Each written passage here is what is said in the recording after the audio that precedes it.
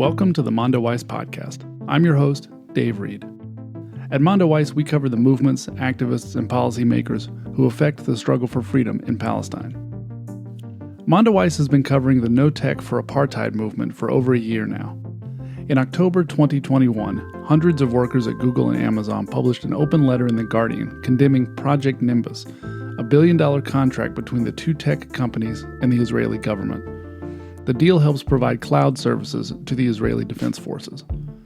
The letter reads, quote, "We cannot look the other way, as the products we build are used to deny Palestinians their basic rights, force Palestinians out of their homes, and attack Palestinians in the Gaza Strip, actions that have prompted war crime investigations by the International Criminal Court." A lot has happened since that letter ran, as the No Tech for Apartheid movement has continued to grow. Our U.S. correspondent, Michael Arria, checked in with two organizers to talk about its current state and what might come next. Ariel Corin is an activist and was formerly a product marketing manager at Google for Education. Earlier this year, Corin was forced out of her job after facing retaliation from the company over her activism. Batul Syed is an activist and content strategist at Amazon. We'll also hear some testimonials from Google and Amazon workers from a video the campaign published a few months ago. So to start, for people who maybe haven't heard your story, I know a lot of people have, can you explain just briefly the protest you helped organize at the company, the backlash you received, and why you ended up leaving Google? Yeah, thank you for having me. So I left Google 2 months ago. Unfortunately, I was forced to resign due to Google's culture of retaliation, a hostile environment, and illegal actions by the company. So I'm one of hundreds at this point, over 1,000 workers at Google who have signed a petition calling on the company to rescind Project Nimbus, which is a $1.2 billion contract between Google, Amazon, and the Israeli government and military. The company entered into this contract last year, May of 2020, amidst the siege on Gaza, during which over 250 people in Palestine were killed by Israeli military violence.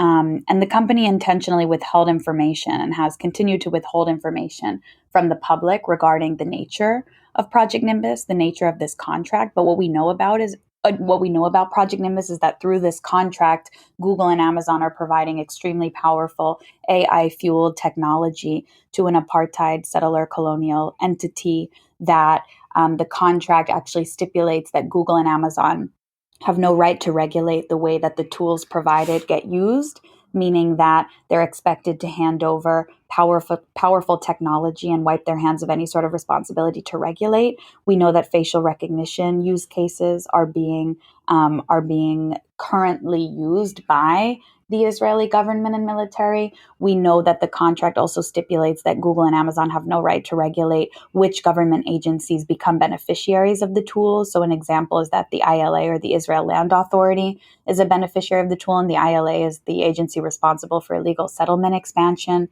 We know that the nature of this contract is violent. It is inherently problematic. It is essentially a tool through which Google is going to be profiting over $1 billion off of expanding Israeli government infrastructure to violate Palestinian human rights on a daily basis. And so I'm one of many, many Google workers, at this point over 1,000, who have petitioned the company to rescind this project and to afford a modicum of transparency to the company's own workforce and also to the general public and to the company's shareholders. And unfortunately, speaking out both internally in a visible way about the problematic nature of this contract and generally Google's culture of complicity in Israeli apartheid violence, and also speaking out publicly, to a public audience and to an external audience, led Google to retaliate against me. So essentially, immediately after taking this stand, Google notified me that they had suddenly decided to move my job overseas. It was quite literally like immediately after organizing efforts to push back against Project Nimbus. Google notified me that they were moving my job from San Francisco, California to Sao Paulo, Brazil. and that the forced relocation would be effective immediately, that I would have 17 business days to commit to moving my entire life overseas, and that if I were not able to do that, that I would lose my job. And this happened in the middle of the surge of Omicron last November, during a time at which, folks were not even working from the Brazil office. And when I spoke to my colleagues who are based in Sao Paulo, they all confirmed that, the office was not being used. No one was really working there, and that there was no real business justification for them to have moved my role. So it immediately became extremely clear that this kind of forced relocation was just a sneaky way for Google to oust me from the company. And even though I had been given 17 business days to confirm and to kind of commit to that move, on just the second day, literally the next day, my boss had already begun communicating to the team that I had resigned and that I was leaving the team.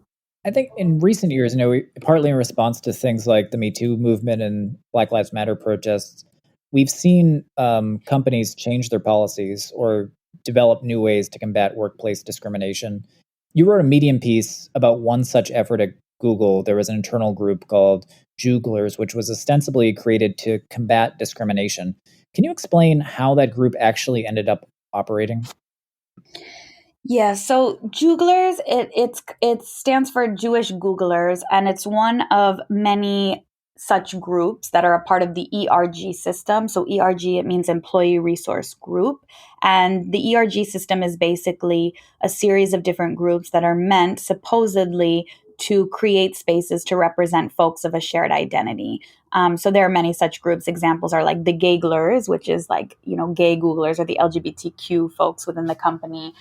There's the Black Googlers Network for Black workers. There's the Muslim Googlers group for Muslim workers, et cetera, right? So there are all kinds of different ethnic, ethno-religious, racial, gender-based, and sexual orientation-based groups for folks where they're supposedly supposed to find community and to advocate for what Google and many companies call DEI, or diversity, equity, and inclusion. But unfortunately, it is a pattern at this point that Google will essentially weaponize the DEI, or the diversity, equity, and inclusion system, in order to silence worker voices instead of to uplift and to empower workers. So this is something that we saw play out in the Jugglers group, because essentially what was happening is that the company was using the Jugglers group as, supposedly to fight against anti-Semitism, but in reality, they were using the group as a tool to censor any sort of dialogue and any sort of voices in solidarity with the Palestinian movement. And when myself and my other coworkers became first aware of this issue, and mind you, these groups, they don't necessarily play a large role in your life unless you become involved. And so that's the reason that it wasn't until 2020, during the movement for Black Lives uprisings, that myself and some fellow colleagues became aware of the extent to which the Jugglers group was being weaponized by the company to justify, unfortunately, extremely violent behavior. So we received an email that was sent from company leadership to the entire Jugglers listserv. So what that means is essentially like any person who identifies as Jewish within the company received this email. Again, it was in the middle of the movement for Black Lives uprisings, and it was a formal apology issued by Google.org, which is Google's philanthropic branch, where the company was apologizing for having made a formal donation to the movement for Black Lives. And we were kind of in shock, because they were specifically apologizing to members of Jugglers, or to Jewish folks within the company. And yet again, like, we were in shock. And when we read the email, we saw that the reason they were issuing the apology is that leadership from within the Jugglers group had issued a formal complaint to Google executives stating that the movement for Black Lives donation was inherently anti-Semitic, because of the fact that there were collectives and organizations within the larger coalition of Movement for Black Lives that had explicitly expressed solidarity with the Palestinian cause. And as a result, these donations were being essentially labeled as anti-Semitic. So as you can imagine, we were appalled, we were mortified. We found this to be an extremely problematic weaponization of false narratives of anti-Semitism and false narratives of Jewish identity. and just a false conflation of Zionism with Jewish identity. So we immediately petitioned the company and the executives who had been a part of this decision to apologize for the donations, and we called on them to stand firmly by the donations they had made to the Movement for Black Lives and to refrain from making any sort of funding decisions based on these false narratives that there's something inherently problematic about solidarity with the Palestinian cause, or that there's something inherently anti-Semitic about that. And unfortunately, not only did the company ignore us, but they actually proceeded to make a very significant donation, a $400,000 donation to 4 different right-wing, non-Black groups right in the middle of the Movement for Black Lives in what they called the name of fighting against anti-Semitism. But in reality, the donations that the company was making were essentially going straight to groups that had right-wing leadership and that were explicitly had kind of as their mission, explicit support for Israeli occupation, and that actually, explicitly supported the Israeli military and on the financial level. So literally in the middle of the Movement for Black Lives, the company is weaponizing false narratives of diversity, equity, and inclusion to justify funding the Israeli army. So that was kind of when we became aware that there was a huge issue in terms of the way that the company was weaponizing this internal group, and that it wasn't, in fact, a group that was putting forward any sort of support for what they say, DEI, diversity, equity, and inclusion, but actually just a group that was serving to censor any sort of support for Palestine. I'm wondering what kind of response you've gotten outside of Google since this happened. Your story, as obviously it's been a couple months since you quit. It certainly seems like the Palestine movement is growing within the United States. And if we look at, recent polling, it shows that U.S. opinion is certainly shifting on Israel, especially among Democratic voters, despite the fact that, U.S. lawmakers remain heavily pro-Israel.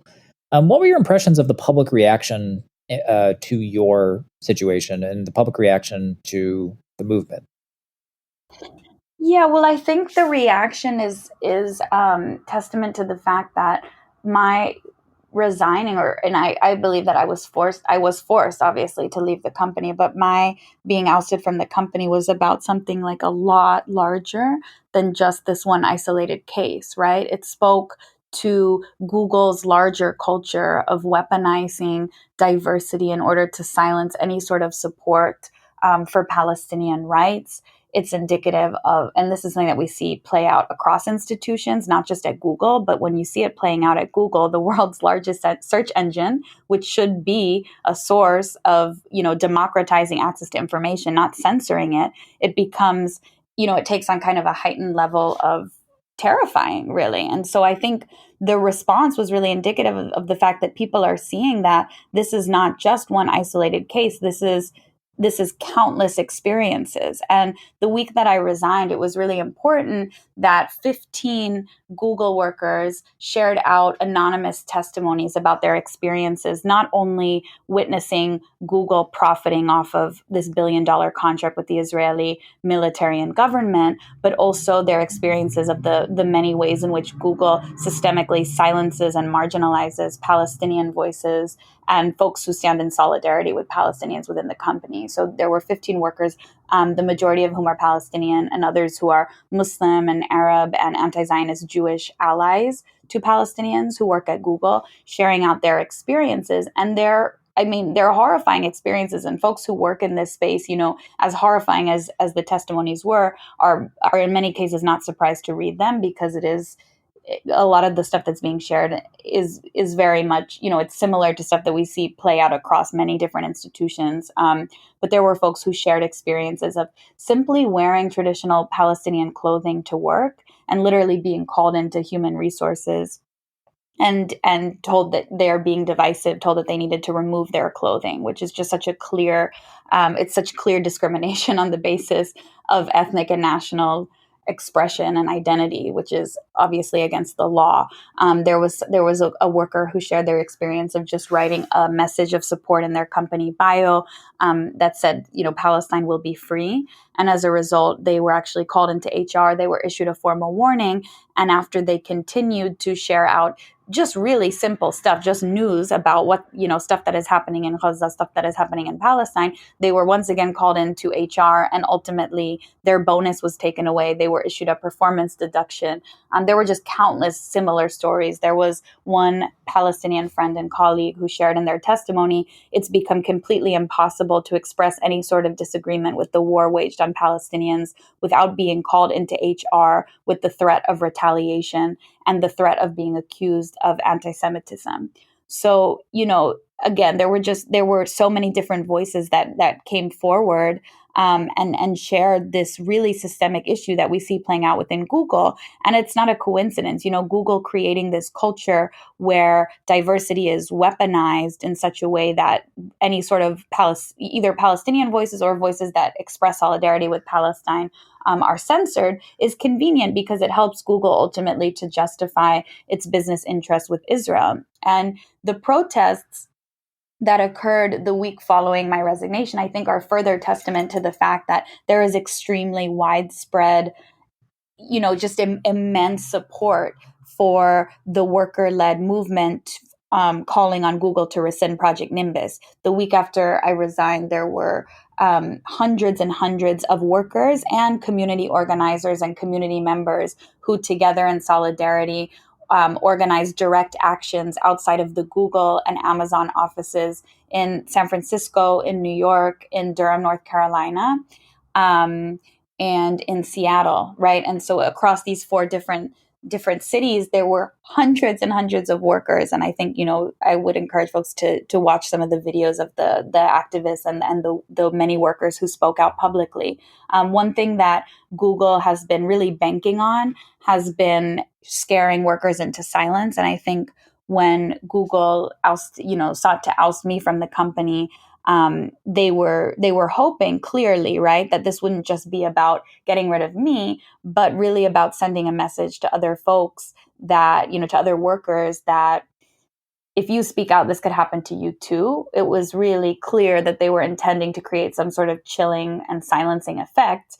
But the opposite happened, and the protests that occurred are evidence of the fact that the opposite is what happened, right? Because hundreds of folks are speaking up. Now over 1,000 Google workers have formally petitioned the company with their name on that petition, which is a really big deal. And we've now, it went from the fact that we had only 3 workers who were public, 2 workers who had gone public, myself and my colleague Gabriel, within Google in terms of using our name and face to speak out publicly as Google workers, and 1 worker, Batul Syed, who's a worker from Amazon. And now we have over 10 workers who are non-anonymously, with their name, with their face, speaking out publicly saying, I'm a Google worker, I'm an Amazon worker, and I stand against Project Nimbus, and I call on my company to rescind Project Nimbus, right? So there's really just this effect that we're seeing where the voices are getting louder, folks are increasingly activated and increasingly compelled to take a stand. So really the act of retaliation against me had the opposite effect of what Google was intending for it to have. So have you, or has, the activist involved in this gotten any feedback from Google at all? Well, we learned about Project Nimbus last May 2021, and Google has been withholding information and also blatantly lying to its workforce and to the public during this entire time since last year. They've been denying that the technology will be made accessible to the Israeli military.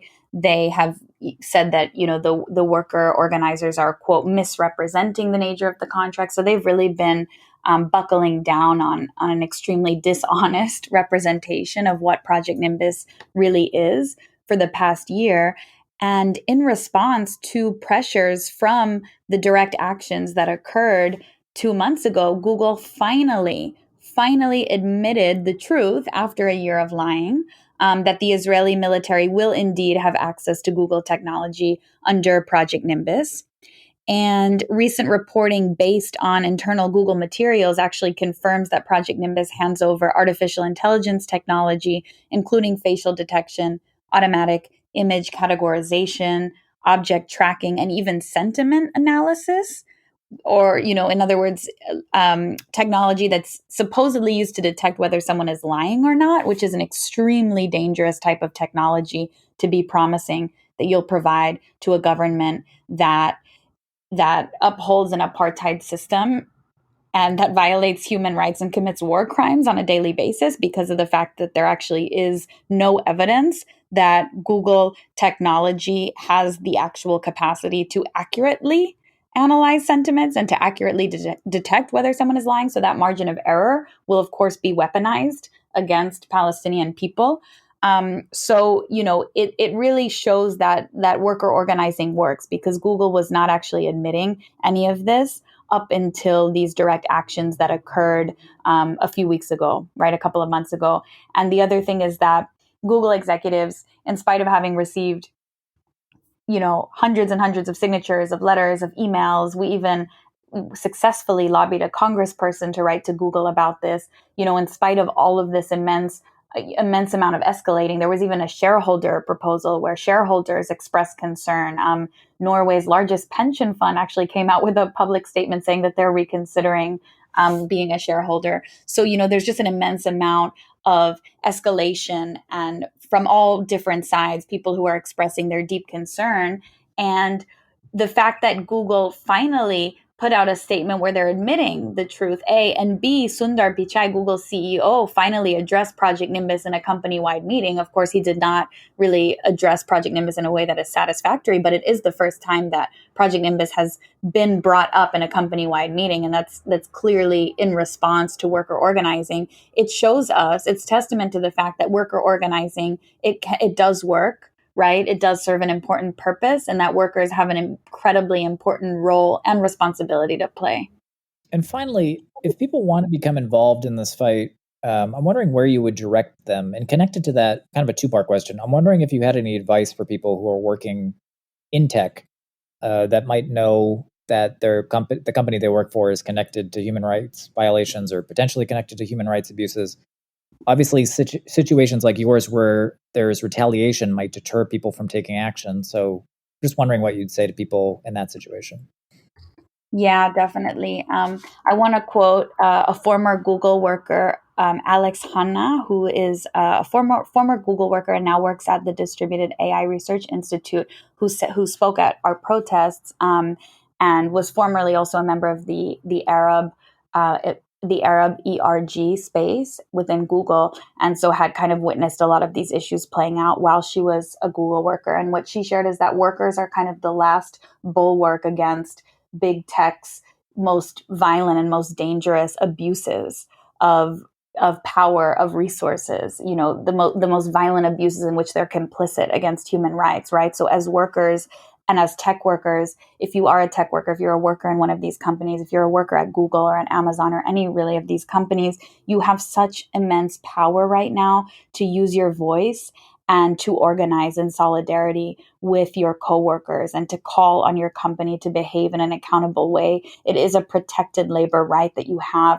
And you mentioned situations like the retaliatory situations and stuff like, what would happen to me might deter people from taking action. But I think it's really important to note that, going public about the act of retaliation that occurred is something that helped really to create kind of a layer of insulation for other workers within Google, where they realized, okay, the fact that this is public, it creates a very strong type of accountability, right, for Google, because Google sees that we're not going to be silenced and that the opposite is happening. So I think what's really important is that more and more workers come together. And if you are a worker at one of these companies, bring your voice to this movement, come and organize, support unionization efforts within your company, stand up and really take a stance when you see that your company is engaging in this sort of violent behavior.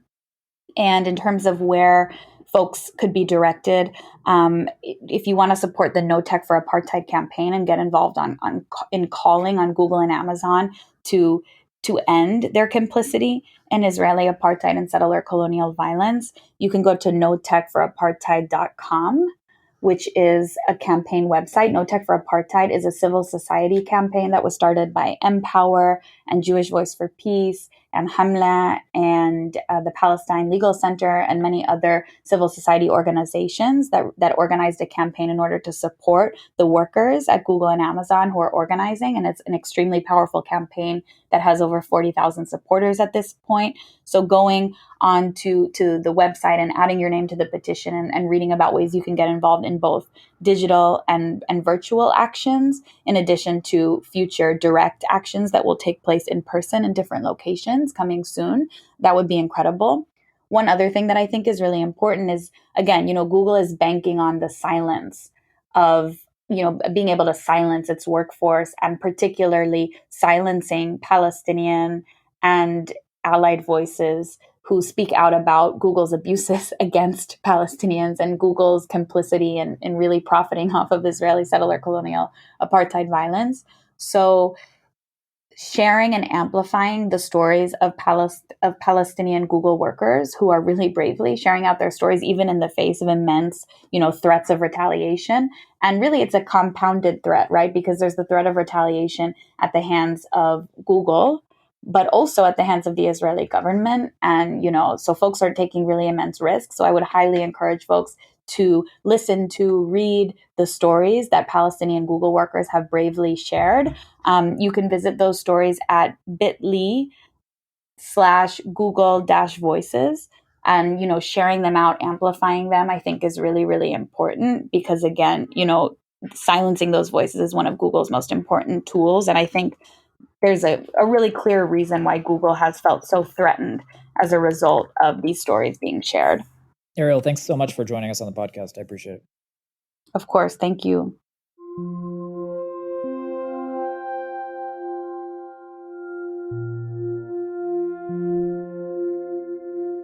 Palestinian and allied Google employees speak out about the anti-Palestinian bias they have witnessed within the company. This bias, and the larger company pattern of stifling concerned workers' voices, is part of a larger culture. The same culture that has enabled Google to justify its $1 billion contract with the Israeli government and military, Project Nimbus. Many of the Google employees in this video are speaking out anonymously due to fear of retaliation. To protect their identities, their stories are read aloud by volunteers. You can hear their full testimonies at bit.ly/Google Voices. Google's Project Nimbus will be a big, ugly moment in Google's history and a shameful and embarrassing engagement. Project Nimbus will demoralize and agonize the many Googlers who truly believe and stand for Google's mission and values. Working at Google was always my dream job, until I learned about Project Nimbus. I feel like I'm making my living off the oppression of my family back home. If Google truly believes in avoiding unjust impacts through the use of their AI, then why are they choosing to profit from $1 billion contract with a government and military which consistently violates international law? Countless employees have tried to speak out about violations the Palestinians have endured and have been intentionally ignored. So when opaque military contracts arise like Project Nimbus, it makes me feel like I am working for the bad guy. It has become impossible to express any opinion of disagreement of the war waged on Palestinians without being called into an HR meeting with the threat of retaliation. As a Palestinian, my feelings of marginalization only grew when I began seeing my coworkers issued warnings just for having empathy for Palestinians. I'd shared an internal fundraiser in a Google-wide forum. I was told that the phrase "support Palestine" was offensive and anti-Semitic. I have found Google's DEI program to be a whitewash. It's more of a tool for censorship and control than for truly supporting employees. I am deeply disappointed by the company's response to the employee petition to drop Project Nimbus. Google has not responded to our voices and our many attempts to escalate our ethical concerns in a civil and respectful manner. When the violence in Gaza escalated in May of 2021, I started to notice just how discriminatory Google is against Palestinians. Project Nimbus makes me feel ashamed to work here. I just hope our company will stop ignoring its own workers and do the right thing. Learning about the Project Nimbus deal and seeing with my own eyes how leaders in the company completely neglected Palestinians made me really disappointed in this company. I know from what I have seen at Google that speaking freely with my name would have detrimental impact on my life by leading me to be retaliated against and even accused of anti-Semitism simply for defending Palestinian rights. During my time at Google, I had my opinions called anti-Semitic by the unelected people who purport to speak on behalf of all Jews at Google. I am Jewish, born and raised in Israel. The claims directed at me have no grounding in reason. They are knee-jerk reactions I've gotten because it's a reaction you get at Google for having non-Zionist views. It is clear Google doesn't care about anti-Semitism when it comes to truly protecting religious and ethnic minorities from the threats of the rise in white Christian nationalism. All they care about is using their own convenient and false definitions of anti-Semitism to set the stage for their profits off of business with Israel. Zionist employees at Google have called for myself and my fellow Jewish coworkers to be fired for speaking up about our concerns with Project Nimbus, accused us of being anti-Semitic and shameful to the Jewish community, and have harassed several anti-Zionist Palestinian, Muslim, and Jewish workers across the company. Google leadership has treated the company-sponsored Jewish Employee Resource Group, whose incentive as a company-sponsored group are aligned with maintaining the company's status quo, as a singular voice of Jewish workers at Google.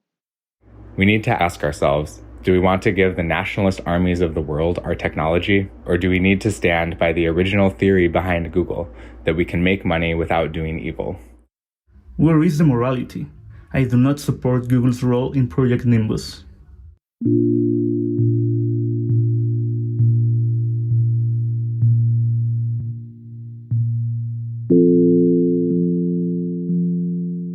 Okay, so to start, we spoke actually a little over a year ago after workers at Google and Amazon had put out a statement condemning Project Nimbus. I was just wondering, how would you assess the past year in terms of activism connected to that fight, and what actions and efforts stood out to you? Yeah, so we've had a lot of, in the past year, really in the past year and a half, even prior to putting out the statement, we've seen a really nice kind of natural progression of this effort. So we, of course, we started as workers, and I think we spoke more about this last time, but about the work that we did kind of beginning in May as two separate efforts at both Amazon and Google. In October, once we launched our joint campaign, we then had the No Tech for Apartheid campaign launch thereafter, which is kind of spearheaded by Jewish Voices for Peace and Empower Change, and they're also joined by over 50 other civil society groups as a part of that campaign. So that launched right after. We then had kind of earlier this year, we had shareholder resolutions, which were brought to both Amazon and Google. It was the first time in either company's history that the resolutions explicitly name Israeli apartheid and ask for the companies to have transparency around the kinds of work that they do, and basically have a report on any policies that regard military and militarized policing agencies that they're doing business with. And of course, to pull out of this specific contract and any other contracts like it. The resolution, as you can imagine, did not pass, but there were over 500,000 votes over 55,000 votes, million votes for the proposal, which just showed kind of that we can have this on a different platform than how we usually see it. We don't always see these things go to shareholder resolutions, so it was wonderful for us to see it come to that stage, which we hadn't initially kind of planned for. We then had in September of this year, so just a couple months ago, we had in-person actions in 4 cities in the U.S., in New York, San Francisco, Seattle, and Durham, North Carolina. And in each of those actions, we had hundreds of workers and the public come out and really make their stance clear that the company should pull out of Project Nimbus and no longer do any similar business with any similar militarized groups. This was also kind of historic for us, those of us who have been organizing in the campaign, because, we initially, there were only 3 of us who were public about this. The number has pretty much tripled, quadrupled since we've had the live actions. A lot more workers have come out and been public about their support. We also had, actually right before or around the same times of the in-person actions, we had Ariel Corin, who has been a key organizer in this campaign and is now a former Google worker who was retaliated against. And so there was a lot of press and kind of buzz about that, which Interestingly enough, and it's always funny to see that when someone is retaliated against, we then see a lot more workers come out in their support and in their public support. So yeah, there's been many things that have happened over the past year, which is very exciting for us to see. The campaign is very much still active and still growing. We spoke a little bit over email before this interview, and you had mentioned to me that the company actually had put out one statement on this issue. What did that statement say, and what was your reaction to it? Yeah, it's been a surprise for us that Amazon has really not spoken about this pretty much at all. Google has put out quite a few statements, of course, kind of trying to defend the contract, saying that it's not for the military, though, interestingly enough, there were some then further statements that kind of contradicted themselves, admitting that that the military is a group that would benefit from this contract. Anyway, Amazon has given one statement, kind of random to a kind of smaller publication, to the Emerging Tech Brew, and something that they put out right after the actions. In the statement, they of course say that AWS is committed to providing their technology to all customers, but then they decided to add another piece to the statement saying that they respect, and this is a direct quote, "We respect our employees' right to express themselves without fear of retaliation, intimidation, or harassment." This is, of course, after Ariel was retaliated against by Google.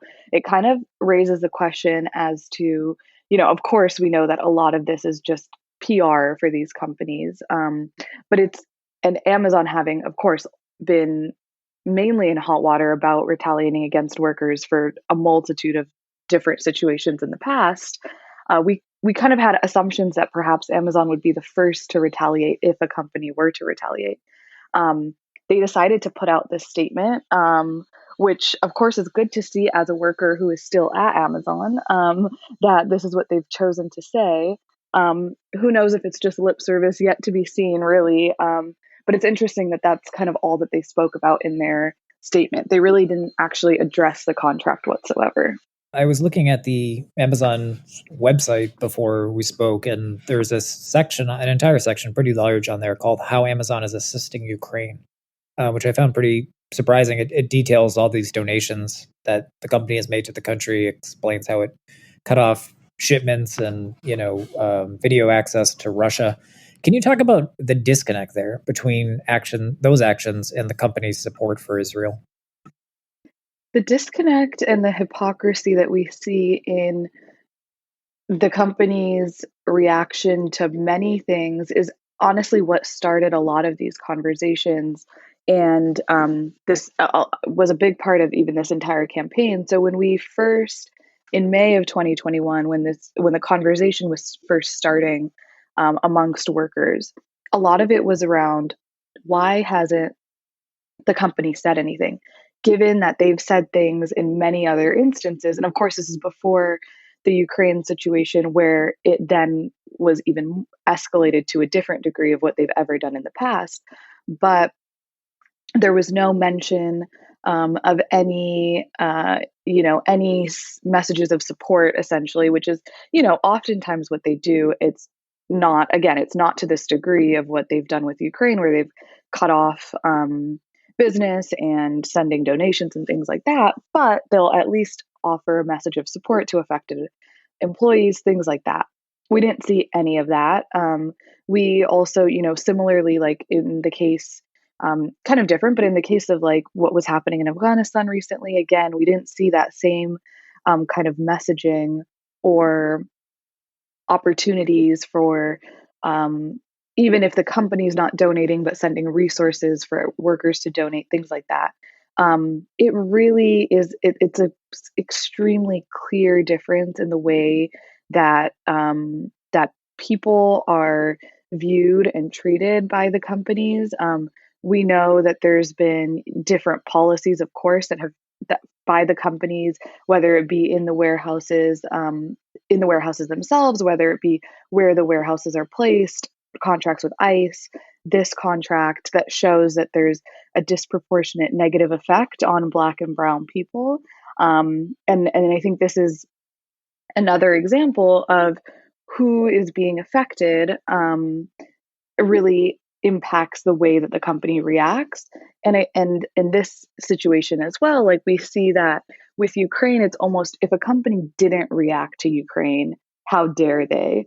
But if a company react to something regarding Israel and Palestine in support of Palestinians, then how dare they do that? So there's just it's a obvious disconnect and a huge hypocrisy in the way that these things are handled, and they'll often, kind of use their different leadership principles and things to say why they're helping in the case of Ukraine, but none of those can be related back to any of these other instances. So even there's even a disconnect there. One other interesting thing about this is that actually in 2021, when this issue was first starting, we specifically reached out to a group called Amazon in the Community, which does a different kind of volunteer type work and donations and things within communities, and often responds to crises around the world. They specifically said that they do not deal with anything that has quote unquote political reasoning. So they'll offer help in an earthquake, but not in a case like this because it's quote unquote political. Now, there's absolutely no way that you can argue that what's happened in Ukraine and what is happening in Ukraine is not political. But of course, they were willing to help in that situation, which they should help there, but it should be across the board in any instance where we're seeing persecution of people. What kind of reaction has this movement and this activism gotten within the company from either Palestinian workers or workers who, might have families in countries that are directly impacted by Israel's policies? We've seen a lot of support from, even initially, from workers. There was a huge amount of our original signatories to the original petitions came from workers in Jordan, which makes a lot of sense given that a lot of them may be Palestinian themselves or have family in Palestine or things like that. From Palestinian, then there's been Palestinian workers who have been organizing and have been very key organizers in this campaign, but have not been public. Those of us who have been public, none of us are Palestinian. The Palestinian workers who are organizing have a very real fear to speak out publicly because not only because of the repercussions that could happen within Amazon or within Google, but also the repercussions that can happen to them or to their families in Palestine itself. So we have people who in a very real way understand the implications of a contract like this and have their families or they themselves have been subject to displacement, to violence by Israel, and know that if they speak out, that this may just be furthered, and the contract really allows, and the types of tools that Israel will gain from the contract will really further the potential harm that can be done to them and their families. But that being said, Palestinian workers have been, of course, organizing and working with us, and we've also received a lot of messages of support from Palestinian workers who may not have the capacity to be able to get involved for all of the reasons that I mentioned, but are so supportive of the work that we're doing, and I hope to continue seeing this work being done within the corporate space. I think for a lot of them, they don't even have the opportunity to mention that they're even Palestinian at work. They can't bring their full selves to work because of the just discrimination and things that are faced in the workplace, and this being a topic that's really not spoken about, or that's spoken about in a very one-sided way. So I think it's really nice that we've been able at least to be able to have more open conversations about Palestine, so that Palestinian workers can feel supported to at least speak about it in small groups, even if it's not on a more public level. And finally, do you have any thoughts on what the next step in this fight could be? I know it's hard to predict, or also what people interested in the struggle should pay attention to going forward. Yeah, that's a great question. And of course, it is difficult to predict. The campaign has kind of taken on different has taken off in different ways that we maybe didn't expect. So it's yet to be seen what all will eventually happen. One thing is, for any students that are listening, we do have a student pledge, which is on the notechforapartheid.com website, which is basically for students to pledge that they will not take internships or jobs with Amazon or Google because of this contract specifically. That pledge was kind of started actually, again, out of a sort of organic effect of this, where people reached out to us personally saying that they were kind of struggling with taking a job at Amazon. I received messages from people who were in the interview process and based on their own decision decided to pull out of the process and sent emails to recruiting saying that they will not be moving forward because of the Project Nimbus contract with Israel. So we now have a kind of more formal pledge, and students across the country and internationally as well can sign on there as a way to indicate that one of these companies, of course, one of their major labor pools in the corporate space are recent grads who are come at, of course, at the cheapest cost. So by students pledging, I think that sends a clear message that this will impact their future talent. We also, as things come up like Cyber Monday and different sort of events like that, like keep an eye out on our Twitter at DropNimbus. There'll definitely be more posted there on actions that people can get involved in. And just follow along. Thank you so much for giving us the space to speak about this again. It's amazing to see that people are still interested and engaged a year and a half after we've had these initial conversations. So we really encourage folks to look at the notechforapartheid.com website, follow the Twitter at DropNimbus to see what the latest actions will be. We may have more in person in your area, so definitely keep a lookout for that. And if you are an Amazon or Google worker and you'd like to get more involved in the campaign, please do reach out to us via the Twitter or internally if you are a worker, and we'd love to connect further that way as well. So really just stay engaged, stay connected, keep talking about it, keep sharing, and all of those things will help us to eventually get these companies to really listen. Well, thanks so much for joining the podcast today. I appreciate it. Thank you. Thank you for having me.